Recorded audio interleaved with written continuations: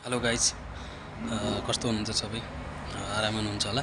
अनि म चाहिँ आज तपाईँहरूलाई हारको डोको रेसिपी सेयर गर्दैछु, जो मेरो रेसिपी हो र जो मलाई नलेज छ म त्यो सेयर गर्दैछु है। नराम्रो कमेन्ट नगरिदिनु होला र जसले जसको जे जस्तो नलेज छ त्यही नै सेयर गर्ने हो, त्यो नै ठुलो कुरो हो होइन।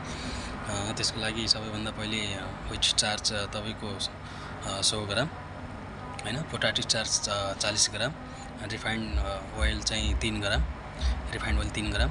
अनि यो सबै मिक्स गरिसकेपछि चाहिँ 175 ग्राम पानी बोइल गर्ने, अनि बोइल गरेर त्यसमा मिक्स गर्ने होइन। यसरी चाहिँ म हारको डो बनाउँछु। अनि त्यसलाई राम्रोसँग म्यास गरेपछि कमसेकम 5-7 मिनट होल्डमा राखिदिनु। अनि त्यसपछि बनाउँदा एकदमै राम्रो हुन्छ र एकदमै इजी सफ्ट हुन्छ। अब मेरो नलेज चाहिँ यो हो होइन। अब तपाईँहरूको के नलेज छ होइन, अरू रेसिपी होला या नहोला त्यो मलाई थाहा भएन, मेरो चाहिँ यही हो है। ल, तपाईँहरूलाई कस्तो लाग्यो रेसिपी? सपोर्टको लागि धेरै धेरै धन्यवाद। Thank you.